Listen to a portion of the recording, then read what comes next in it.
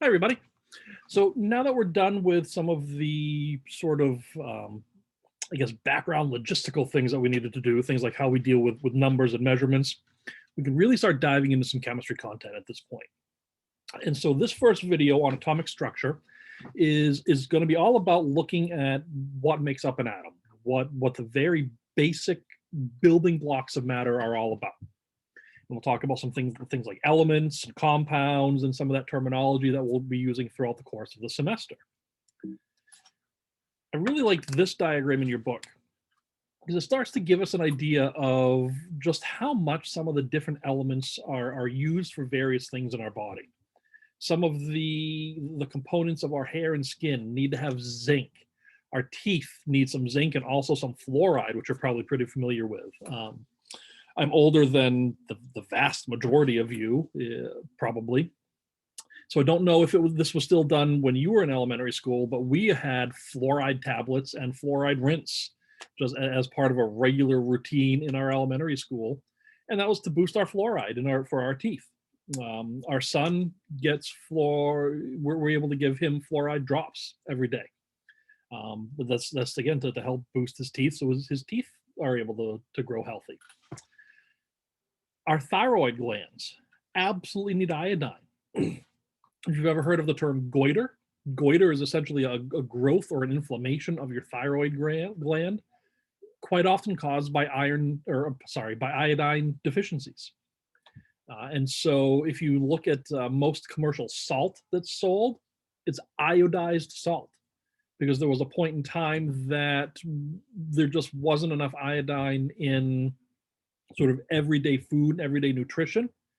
And so there were a lot of iodine deficiencies, or in other parts of the world, in some third world countries, etc., where some of the nutrition might be lacking.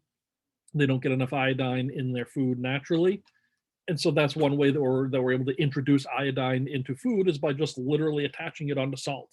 And so they're able to get some iodine that way. And so, like I said, this graphic really just starts to really show us how much some of these different elements, some of these different micro and macronutrients that I pointed out a few lectures ago, how they're used in various parts of the body. Let's look a little bit of terminology. So I've used the word element and I've used the word atom. An atom is the very basic building block of all matter. You can sort of think of it. I'm trying to think of a decent analogy, but if you have like a brick house, then a brick is the basic building block of that house. Sort of similar here.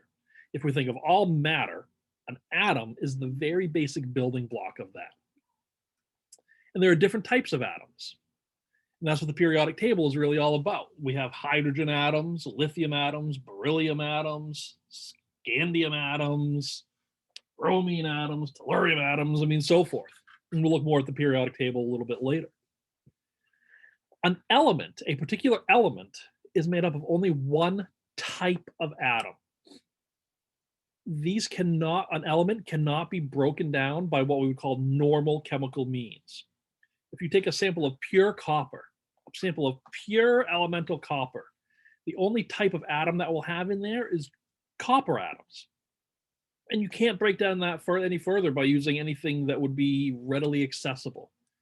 You can melt it, you can really blast it with some temperatures, even get it into the gas phase, but it's still going to be copper atoms, unless you really take some drastic measures. And by drastic measures, I'm talking about things like the CERN super collider and things like that. But in normal processes, we're not going to break down any further than the level of an element. A compound is made up of two or more types of atoms and now held together by chemical bonds. And we'll look at different types of chemical bonds as we go on with the course. Compounds have a chemical formula.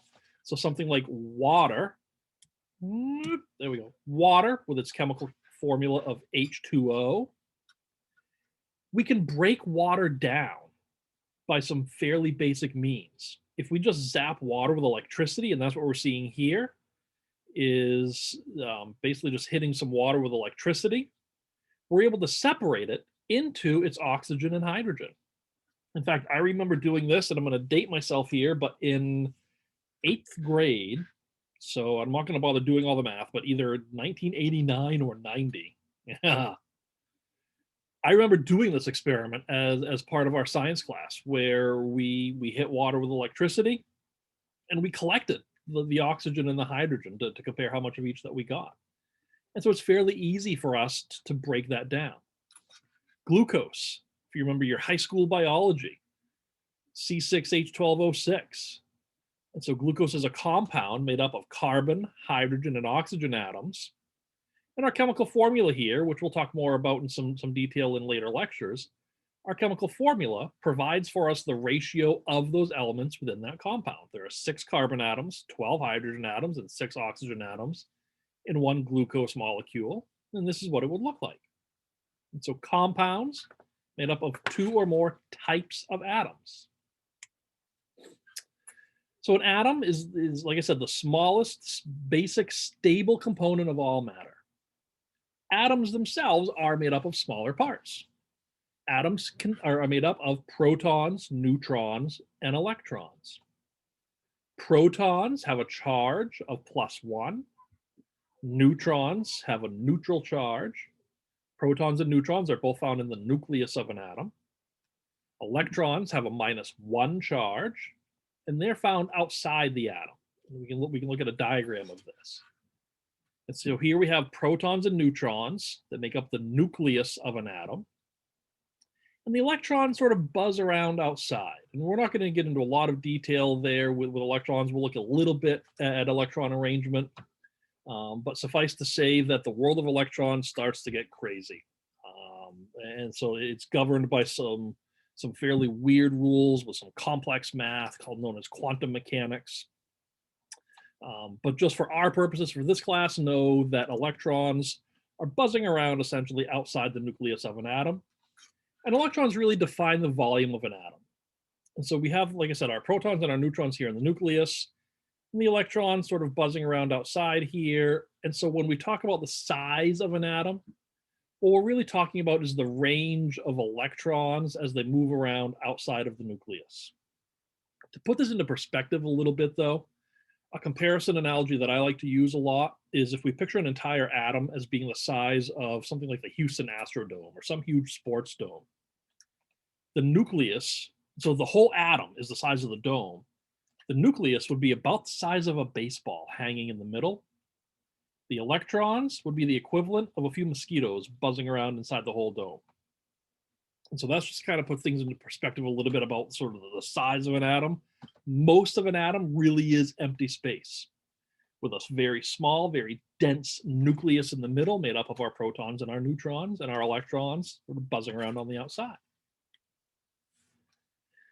This I cannot stress enough, that an element is absolute, or the type of element that an atom is absolutely defined by its number of protons, which we call the atomic number. You're going to be able to use a periodic table on every assessment that you have. I honestly don't remember if I've posted one on the course website. Let's take a pic. I don't think that I have, but I will. In the meantime, there is one on my own overall website, which is a good one to use. And so you'll always have access to a periodic table, because one of the main things that we find on a periodic table is that atomic number. So as I zoom in a little bit, we see, for instance, come on, zoom in again for me. Here we go. So carbon has an atomic number of 6. This means that every carbon atom in existence has 6 protons in its nucleus. That is the very definition of being a carbon atom. If there's an atom anywhere in the known universe that has 6 protons, it's a carbon atom. Any atom that does not have 6 protons is not a carbon atom. That number of protons, that atomic number, is the absolute identifier of what type of an atom we're talking about, and is very prominently displayed on the periodic table.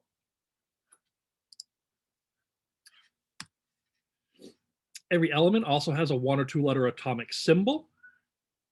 So we have, for instance, here, gold has the symbol AU, the atomic number 79, and an average atomic mass of 197, which is something that we'll talk about a little bit later. So you can see that here. We see gold right there on the periodic table, and the one behind me. Here it is right here. And I'll quite often use this one behind me, not necessarily to point to specific information, because I know you can't necessarily see the number there at 79.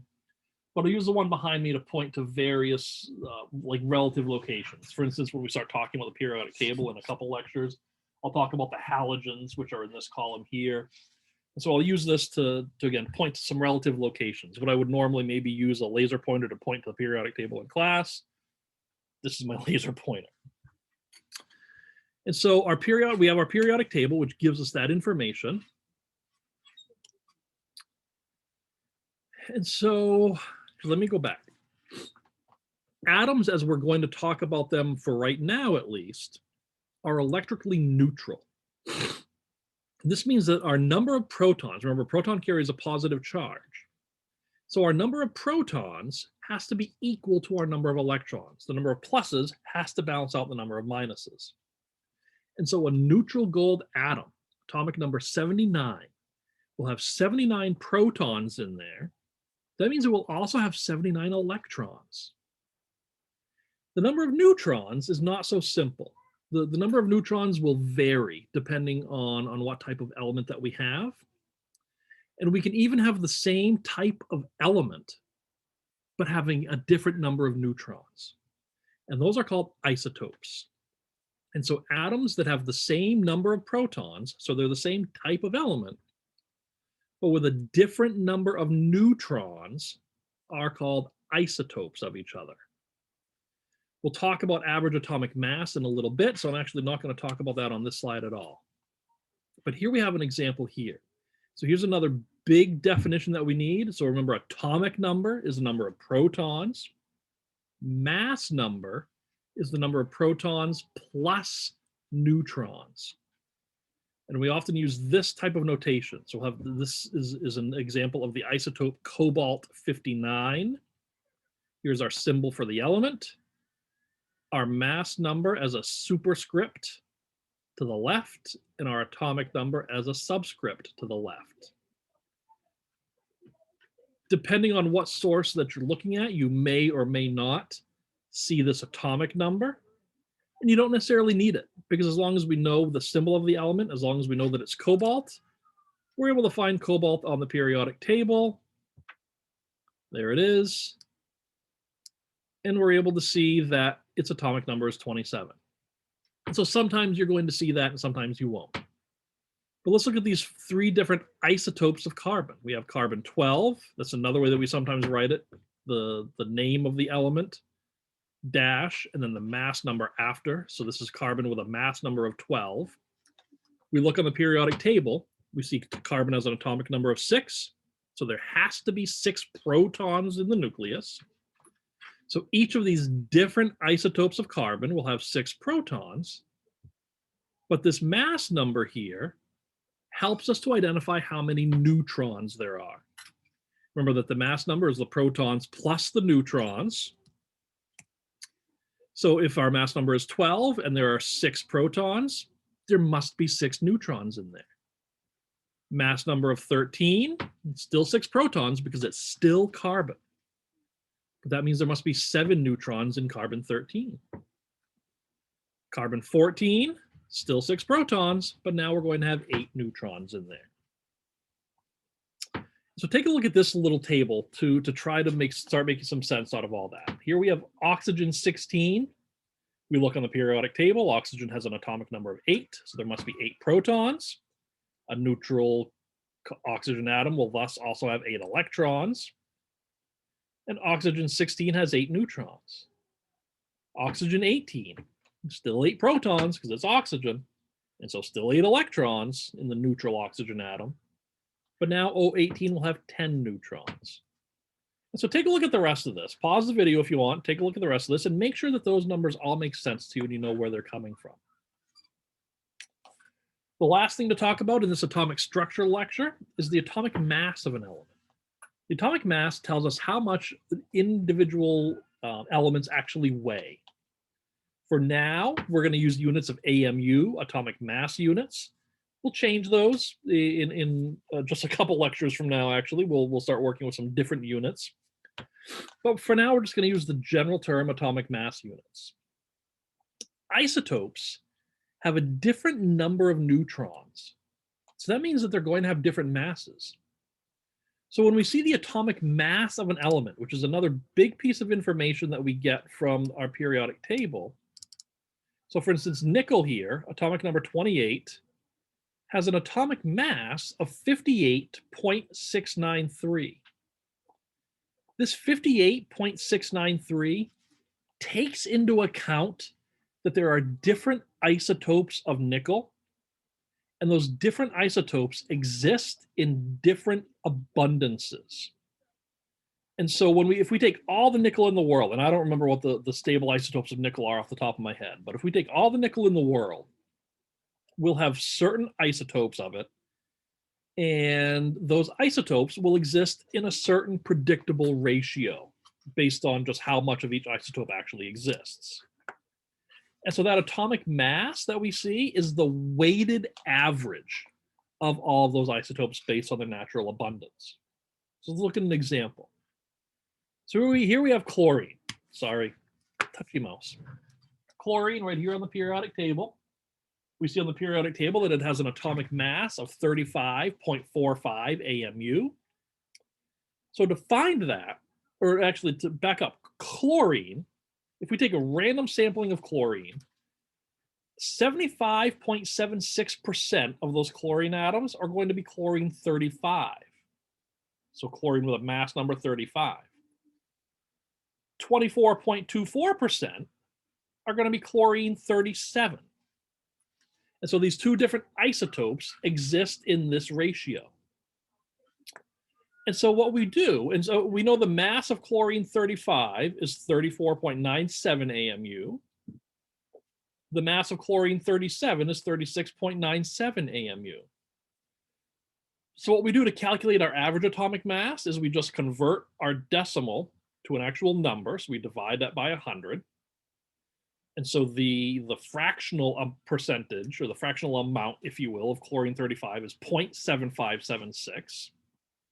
We multiply that by the mass, and we do that for each isotope, and then we add them up.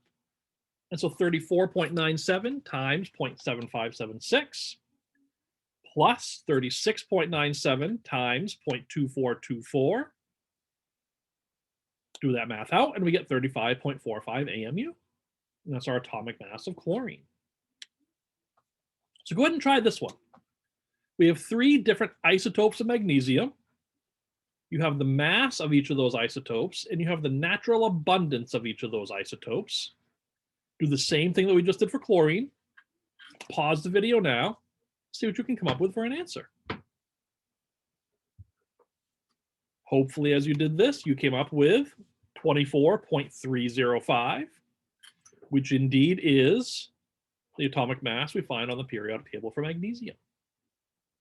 And so that concludes this lecture on atomic structure. As always, thanks for watching. I really need to find a new way to close out my lectures.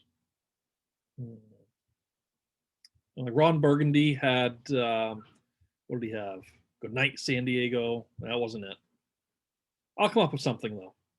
Have a good day.